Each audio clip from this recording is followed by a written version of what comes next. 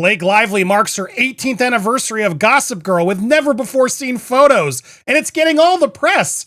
Remember, whenever Blake Lively is giving herself good press, it means the judge just gave her a big no.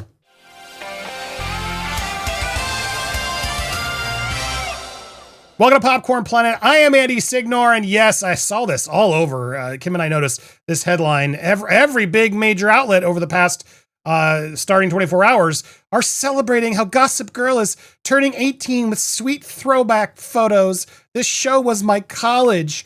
It was this Instagram post that she posted. The summer Gossip Girl turned 18. Of course, trying to use the summer I turned pretty, which is now like all the rage. This show was my college. It was my education, my social life, my hard work, my late nights and early mornings, my teacher, New York City and Silvercup Studios, and sometimes Paris Sparkle. Was my campus for 6 years. So many memories. What a decade. Heart sparkles. What a university. And here she is like posting these photos. Now, why am I focusing on this? Like, yeah, all right, Gossip Girl was clearly one of her biggest projects. Why wouldn't it be such a big deal to post these throwbacks? I mean, let's let Donna's here expressing in better words than I can. Here she is, Daily Dose of Donna. Let's go through the history. Gossip Girl, a show that ended so long ago, and Blake Lively is well documented to have been nothing more than a disaster. They don't like Blake. And I'm not just saying this because I don't think they don't like Blake. It is documented. Do any sort of Google search and you'll see that the only person from the Gossip Girl cast, after all these amazing years working together, the only person that still follows her is Chase Crawford. That's the only one. Leighton Meester, no. Penn Badgley, her ex-boyfriend, no. None of these cast members, including all of the ones that she posted in this crazy throwback post, which let's look at. Here is her caption. Anyway, go watch Donna's full recap, but she's right. I wanted to go there. She makes another good theory is why else would you share this, especially this weird one of Michelle Trachtenberg, who seemingly wasn't a fan of Blake's. Why would you push all this out there? Unless, to quote Donna, you're going through a box in your basement because you're moving out of your house. It's like, good point, Donna. I gotta echo that. Is that part of this? Could this be another sign that it's not as good as we think it is? Or as they're painting it between Ryan and Blake, and then she's cleaning up a lot of old things. I mean, this is a lot. Look at this. Pulling out a lot of old boxes of photos. Who does that? Who does that? Unless you're moving out, clearing out stuff. It does feel like, something else might be happening. Divorce. I don't know. I've heard the rumors have been out there for a while, but here she is trying to distract. Here she is putting herself as look how close we are. Oh, we were so close. Leighton Meester, where's the photo of them together? Reportedly, these two do not get along at all. And I'm team Leighton Meester. I've always preferred her. This is where it is. But of course, the headlines all over, if you go look at it, this is what's all taking the press. This is what the press is all reporting on. Oh, throwback photos, sweet throwback, reflects on her memories, never before seen snaps, including co-star Michelle Trachtenberg. She knows what she's doing. So I point this out because I think it's important that you be able to watch, when you see this and you notice it, and you check the coverage, when you see the headlines all about Blake in a positive way like that she instigated, she knows what she's doing. Is this PR farming to distract from a separate issue? Because again, people didn't like her on Gossip Girl. I shout out to Ewood, who is going to be in our documentary as well. But he was a runner on Gossip Girl. He's shared the stories so often about and supports all the content creators. We shout out to Ewood. It's just nobody was a fan. Nobody was a fan. Now, why might she be doing that? Let's dig a little deeper, because the judge did give her a big no. And I want to break down why this is such a big no and why this is so important. So we reported on this, was it Friday? I believe Friday we reported on this. Blake basically has been trying to move the goalposts. It might've been earlier than Friday. She's been trying to move these goalposts to sort of get the smear campaign to last even longer than it should. Because again, remember, she claimed the smear campaign was during the bad press she received over the summer of the film being released.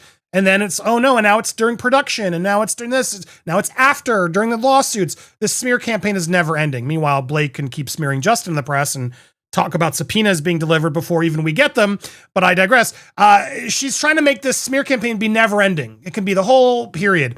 And she was trying to get information from this company called Sourced Intelligence, which Wayfair used. Basically, Sourced Intelligence was like an investigation firm for Wayfair, hired by the team to dig up into stuff like behind the scenes, like private investigators during the lawsuit. They were hired after the lawsuit by Friedman, by the legal team. So they were, working for Wayfair to do their homework and do little pieces of information. And Blake was basically like, I want the information. We need this information. Clearly there's a smear campaign and I need to know what they sent. She wanted all their emails, all the information, everything in here, as they were sort of showing both positions here to the judge. Well, the judge came back. The judge came back and was like, nope. That's private legal work. It's protected. You don't just get to peek into the defense strategy. Basically, you don't get to see Justin's homework. And finally, again, Lyman doing the right thing. Everyone wants to always call him out, but he has stood his ground and fought for the legal reasons. And she did not get to just keep having carte blanche on everything she asked for. And Judge Lyman really gets into this a little bit more specifically, explaining why. And I got to say, this is a good thing. Here, I want to go through page 2. Here we go. Lively has not demonstrated that Sourced Intelligence is likely to have non-privileged information relevant to any claim in or underlying action. The basis for Lively's current request is that Sourced Intelligence was purportedly involved in an alleged online smear campaign against her in retaliation for claims of discrimination. Lively, however, has proffered no facts to support her suspicion that Sourced Intelligence was involved in the conduct she alleges to have been wrongful. She states only that one of the agents who participated in the alleged smear campaign may be Sourced Intelligence, and that Sourced Intelligence may be engaged in the same type of online activity the court has already held and not privileged or protected. Mere speculation cannot support discovery. Now, that's a big deal. This quote right here, this to me like sums up the whole case. Well, then why are we here still? Like, this whole thing is based off of speculation. Just because Melissa Nathan said we can bury anybody doesn't mean they did. Just because you over-exaggerate yourself to get a job or you promise the moon doesn't mean you can actually deliver the moon. And in this case, they didn't have to. The public didn't like Blake Lively, and it all happened organically on its own. Now, might they have tried to do something else if the public didn't, take the facts? Who knows? But that's not what we're debating. We're not going in the future and guessing things that didn't happen. We're talking about what did happen. And everybody, myself included, and all the other journalists that were reporting in this, were reacting to Blake Lively's own actions and words. No money, no payments, no moves from Team Justin. So encouraging to see Lyman basically say no.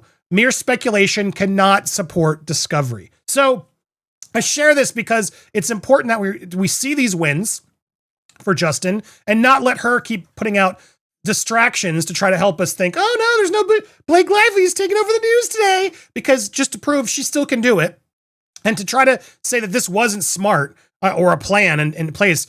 Come on. Clearly I bet she has 10 of these ready to pull the trigger on whenever she needs it to sort of throw a throwback out or some new thing about Ryan. I'm sure her PR team is ready with 10 things ready to go at any given time to help distract, to Jedi mind trick you guys from everything else. And we won't take the bait. It's not going to happen. The press is desperate for throwback photos, but no, the real press should be talking about this massive no that she got. She thinks she can get everything, and she won't. Now, one other thing I want to point out, which we're still waiting for more information to come in on this, but as we reported on, Justin's team did hire 2 new lawyers. Okay, we talked about this.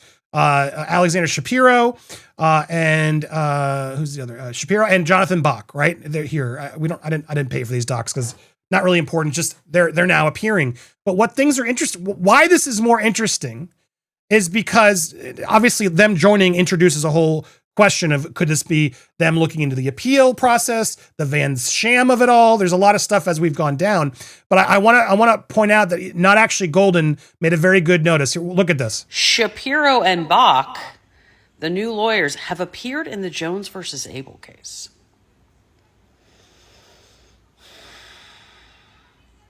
They don't need to do that if all they're going to do is try to keep the New York Times from getting a final judgment to affect the appeal timing.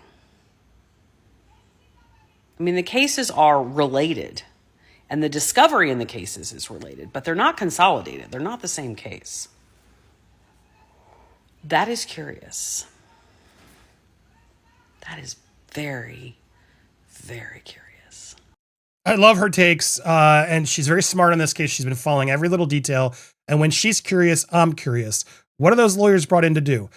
A lot of us, myself included, have said, oh man, Justin's messed up. The Taylor Swift of it all. There's been stuff that's been stumbles. I would just call them stumbles. But we can't lose faith as well, because there are obviously a lot of plays in place. And I'm hoping that these new 2 hires are going to be big moves that are going to help either exactly stop the final judgment against the New York Times or the Jones-Abel case. There's a lot of cases and things happening all at the same time. Many balls in the air. So stay tuned. We will keep you privy to all of them. But something that is, I agree with her, something curious here. I cannot wait to see what's cooking. So stay tuned. Hit that subscribe button. Hit the bell for alerts if you haven't already. Make sure you are subscribed. Hit that thumbs up as well and leave your comments down below. And stay tuned, because yeah, we will keep you privy of all the no's and all the distractions that are happening out there. But this is a big loss for Blake today.